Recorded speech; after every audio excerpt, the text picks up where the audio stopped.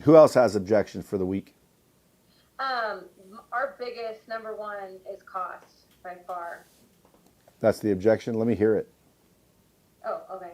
That is way more than I've ever paid for a CPA. Well, That's did way a lot of it fit. Melanie, that it's completely understandable. Have you ever had a CPA to do what we're going to do? No, a lot of the times it's just more paperwork. Right, which would explain why you've never paid that much. Have you ever gotten us back as much as we're going to get you? No. Because let me tell you something, Melanie, a good CPA shouldn't cost you anything. The question is how much are we going to save you? So you may not have spent as much on a CPA, but I guarantee you they won't save you as much either. So why don't we give this like one try? Worst case scenario, go back to the cheap ones next year. Yeah. Sound good? Yeah. See, you're a laydown. Yeah, and sometimes though I'll say, the overall, you gotta look at your expense, like your CPA cost plus your overall tax bill. Add those two up, we're saving you 20,000, 30,000. So it's you're keeping more in your pocket. So how I know, but succinct, Melanie, simple that down. Don't tell me to do math as your customer. Okay. Don't make me work. Just give me the math. Okay. Okay, that's good. Yeah, so I can. So like instead of saying what you just said, say it again, but just give me the math. Okay. It's too much. So, I've never spent this much on a CPA. Well, how much do you spend right now? I guess that you said don't do that though, huh? No, I mean, ultimately, you want to identify and isolate it. No matter what you do, just you know it's the truth. So you hypothetically would say, so if we were the cheapest one, you would go with me today.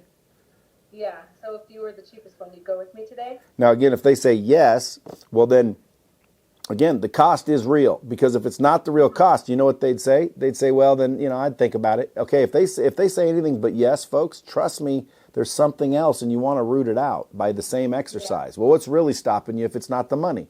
Well, I need to, well, the next thing you know, 5 minutes later, they finally tell you the real reason they're not moving forward, and then you solve that, and all of a sudden you have a deal, and you're like, holy crap, that worked.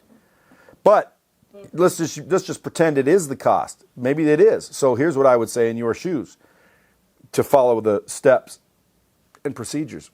It's too much money. So let me ask you a question, Melanie. If it was the lowest price option, would you do business with me today? If it was a low price and I knew I was getting good service, yeah. Okay, so quick question. Is good service most important or the cheapest? I don't know. Probably the combined two, probably within my budget for the best. Do you have a piece of paper, Melanie? Piece of paper, yeah. Go ahead and grab a pen. I'll wait. I got a pen. Okay, write this down. Ready? I want you to write down these three words. Fast. Fast. Cheap. Cheap. And good. Good. And we're going to give it any way you want, but you only get two of those. Pick two. Ooh. Good and cheap. Then it won't be fast. Slow. You want a different pick? I'll say good and fast. Oh, then it won't be cheap. No. Like maybe we missed the part where I asked you questions. Let's take a step back, Melanie. Let me ask you a question. If you gave me $100,000 and I saved you $1 million, or you gave this CPA $50,000 and saved $1,000, which would be the better deal? The $1 million savings. Right. So sometimes it's not what you pay, it's what you get back, and that's what we're here to do. We're going to get you more back than any CPA has ever done before, which is probably why we cost more. But at the end of the day, we're not going to cost more. We're going to make you more. We're going to save you more.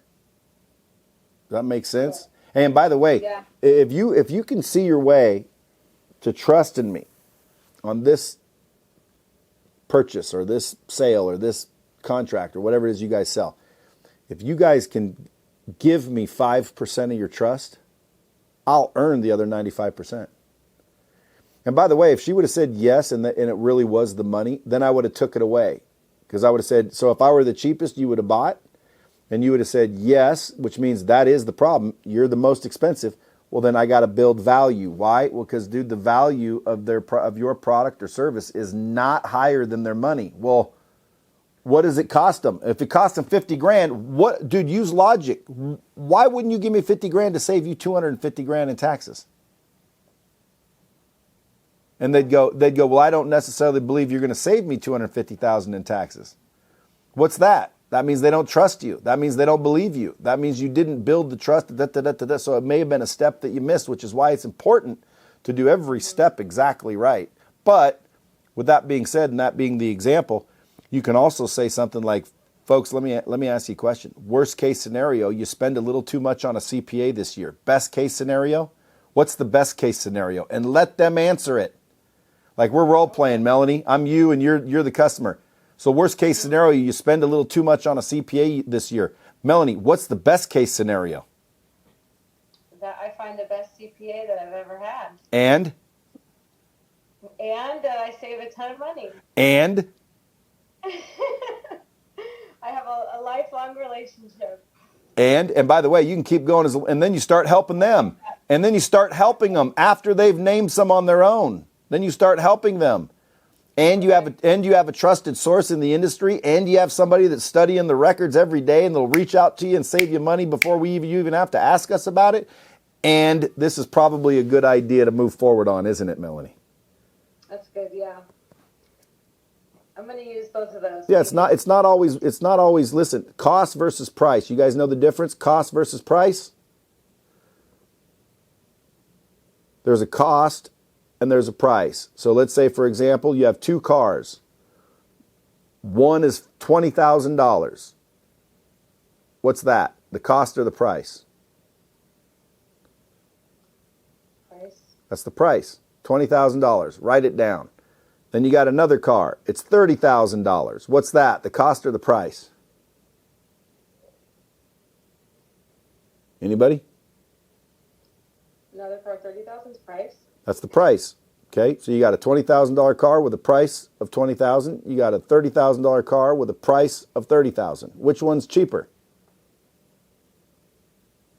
$20,000. Is it? Yeah. Well, then let's continue. Okay, the $20,000 car breaks down often because it's a pile of shit. It's going to cost you approximately $14,000 to maintain the car just to get from point A to point B relatively consistently and reliably. So write down $14,000 underneath that 20. Okay, the $30,000 car is a little more dependable. Why? Well, it's a better brand. Lasts a lot longer. It's only going to cost you $6,000 to get that beast running for the year, gas, insurance, etc. Okay? Right? Now, wheels and tires, air conditioning, embarrassment, parking around the block, all the shit you do in the $20,000 car. Put another 10 grand. It's going to cost you another 10 grand. The $30,000 car, you don't have that problem. Doesn't cost you anything more. Now draw a line under it and add those up. The $20,000 car with the $14,000 repair bill and the $10,000 embarrassment factor is a total of what? 44. That's the cost of buying that car. The $30,000 car with a $6,000 maintenance is $36,000 total. So the cost of the $30,000 car is cheaper than the $20,000 car. Cost versus price, folks. It's not always the same thing. You got people confusing your price with someone else's costs. And depreciation. What's that? Depreciation, that's the biggest cost of most cars. Yeah, you can get all technical if you're a CPA. I'm not. I was gonna say 3 potatoes and a tomato and a radish, but whatever. You guys get my point. Okay? Your price, Melanie, might be higher, but the cost of the cheaper one is far greater. And again, if you guys are in a situation where you're like, well, yeah, in that situation, it makes a lot of sense, but that's not the situation I'm in. It's literally the same thing. We're just ripping people's heads off. We're charging 3 times as much for the same shit. Well, then you have to look in the mirror and ask yourself, are you, because you'd be the only differentiator between 2 similar products and services, right? Right? Yeah. Yeah. Because, dude, if someone else can't sell you with the product, only you can sell you and the product. So if 2 similar products are the same, yours is 3 times higher, and they are literally the same shit. You can get it cheaper right there. What's the only difference between getting this cheap thing from here, paying 3 times for it here? What's the only differentiator? Me. Which is why you got to be certain. You got to build relationships. You got to freaking establish a connection. You got to establish trust. You got to be an expert. Because in some cases, I will pay 3 times more for the same product to know that I got someone I can trust and call and lean on and hang with. Yes or no? Yeah. And it'd be smart for someone to actually do that. It's not all about money. Okay, sometimes the best deals I ever gave caused the worst experiences. People come back, hey, can you throw in tint, bro? We're best friends when they drove off the lot. Then they come in, I gave them the car. We lost money on it, right? Literally, lost $900.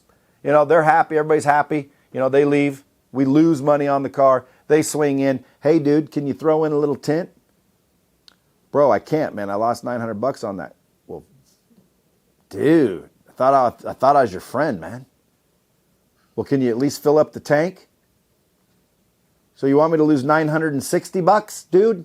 Dickhead, are you not listening? I lost $900. Man, what a dick. What a dick. You don't have to treat me like that. And then guess what happens? The little manufacturer survey shows up and they bomb your ass. They say you're the biggest dick in the world. And then if you don't like own the place, you'll work there. Next thing you know, they're on the phone with your manager. This person's an asshole. You should really train your people to be more respectful. Now you lost your job because you bent over backwards. The problem is, and I learned this a long time ago, folks, write this down. It's okay to bend over backwards, but refuse to bend over forwards. I'm going to open it up to a few Q&A, and then we're going to call this a day, folks. You got Will and then Alok. Will, you got objections?